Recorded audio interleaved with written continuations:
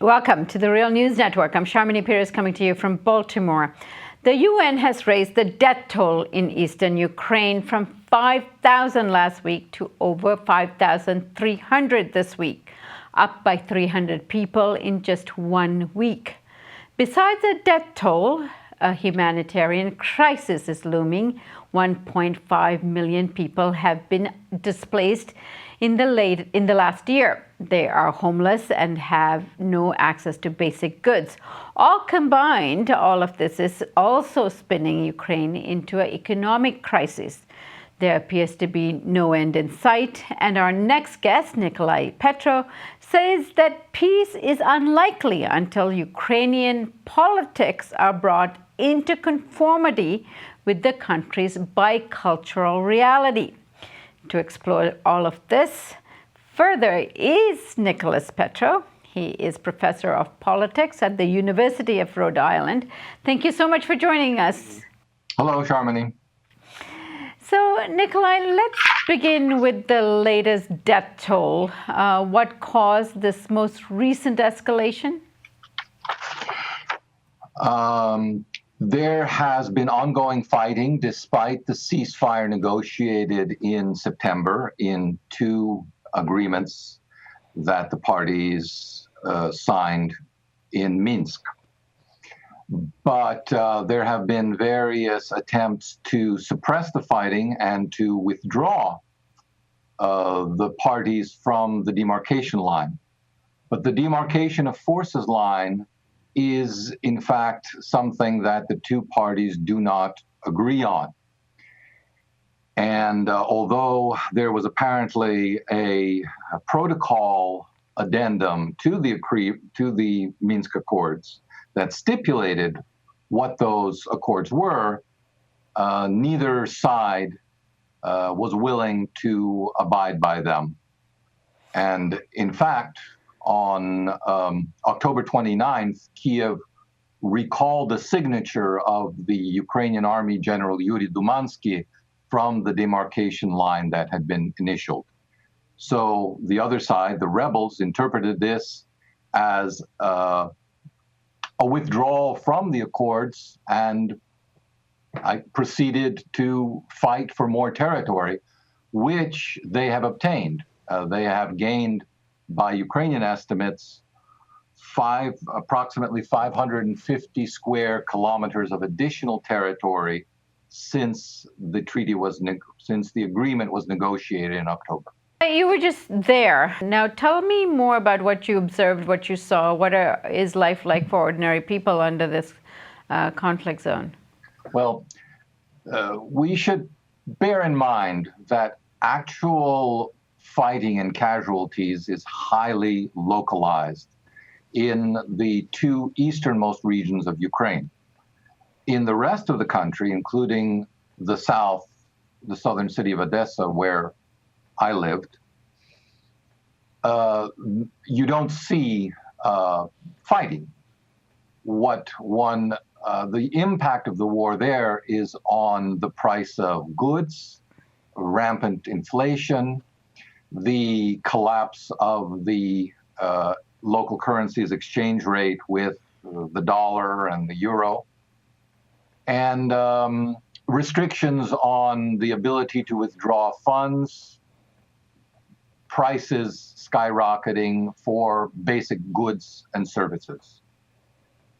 And of course, more recently, mobilization of ever larger numbers of recruits for the war effort. So President Poroshenko signed a law on January 19th for 3 new waves of mobilization that will effectively, if necessary, he said, double the size of the army.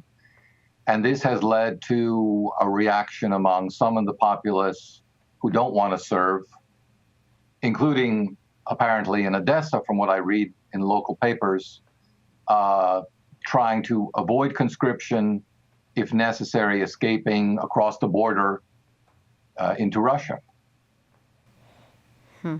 Now, you were referring to sort of the escalation of the war on the side of the government by recruiting. Now, how are they affording all of this? Because they're also experiencing a huge economic crisis at the moment. That's a very good question.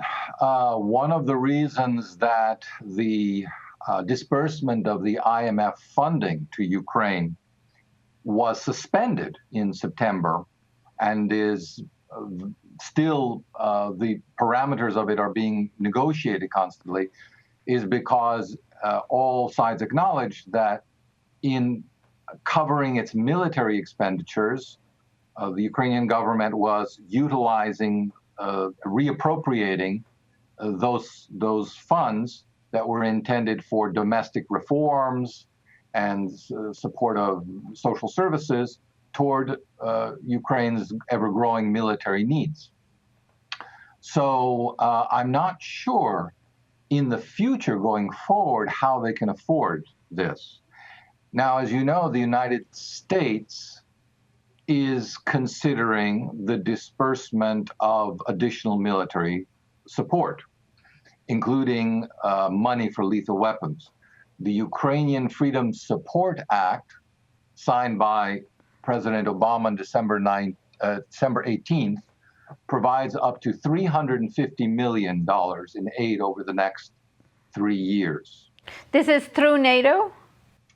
This is directly through the United States because NATO doesn't have a policy of support, and Germany and France have both said that they do not intend to provide military assistance to Ukraine. France just said that today. On the other hand, the Baltic states and Poland, both members of NATO, as individual states, are providing already such support and training to Ukrainian forces. The United States is also going to be providing training through American soldiers who will deploy in Ukraine this spring to train 4 companies of the Ukrainian National Guard. That was decided on January 22nd. So this fairly local Ukrainian, what you describe is really an ethnic conflict at play, is now escalated to a geopolitical one. Can you describe why this is so contentious and why this has come to the global stage?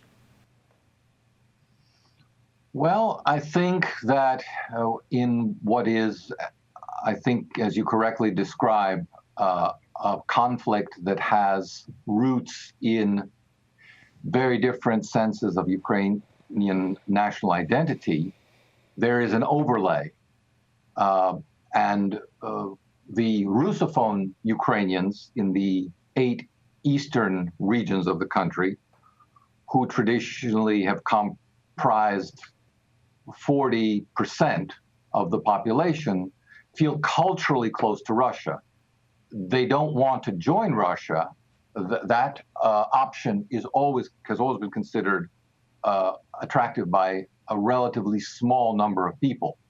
But within Ukraine, they've always wanted to be able to speak their traditional language and hold to their traditional religion, Eastern Orthodoxy, under the Moscow Patriarchate. And in addition, given the turmoil that took place in Ukraine in early 2014, they have now been pushing for local self-government. The western portions of Ukraine were the ones that really supported the change in government. Some call it a coup, some simply call it a change in government in Kiev in February 21st. And throughout this process of rebellion and popular revolt that led to the ousting of President Yanukovych, the West very much supported the people on the Maidan, then the rebels from the West. And so they have very much, I think, the current government of the United States and Europe had very much invested in the success of this new government, which has taken important steps toward legitimizing itself by holding early presidential elections and parliamentary elections. But unfortunately, the very act of overturning the presidency. Who was popularly elected? Yes, who was popularly elected, as you point out, Yanukovych, and for whom there would have been new elections held in any case under the Constitution in February of 2015. That act is seen as, by many people in Crimea and in the Donbass region that are now fighting against the Kievan government, as delegitimizing its authority. Nicoli, I mean, everything you described to me is nothing but a coup. Why would anyone argue otherwise? Well, I think because the word coup is a negative term, so you don't like annexation, for example. One can look at the situation in Crimea and say, there is an example of annexation. Or you can take the position that what happened in Crimea was initially a secession, and then after the secession, there was a unification of an already de facto independent territory to Russia. But politics is very much involved in one's assessment. So some people will insist on the term annexation, as some people will insist on the use of the term coup. But I think in both cases, it would be better for historians to allow historians to decide that matter for the future. What I think, what I would hope people would be more concerned about right now is how to end the bloodshed and what concrete steps could be taken today, given the situation on the ground and the real support that repeated referenda and voting have shown for the rebels in Donbass and for secession in Crimea. Where do we move forward from here so that this does not become a festering wound that brings down all of Ukraine and any prospect for Ukrainian democracy? Which you have actually indicated that unless Ukraine has an official recognition that this is a bicultural society, the conflict really is not going to be resolved. How can that be brought about, at least in terms of discussions at this point? Well, a very good first step would be to have the government in Kiev and the rebel government in Donbass deal with each other directly, because it has certainly not been helpful for the Ukrainian parliament to officially designate the rebel leaders as terrorists and as terrorist and those governments as terrorist organizations. It's just as unhelpful for the leaders of the rebellion to constantly refer to the government in Kiev as fascists. If, at the very least, they should be encouraged by all parties outside of the conflict to actually sit down and negotiate with each other directly. And to date, that has actually never happened.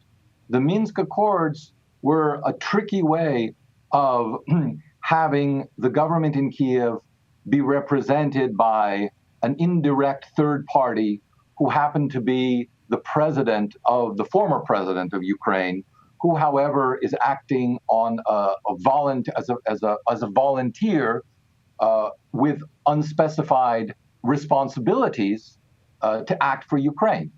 On the other side, you've got the rebel leaders, who are the only ones actually signing the document on behalf of their constituents.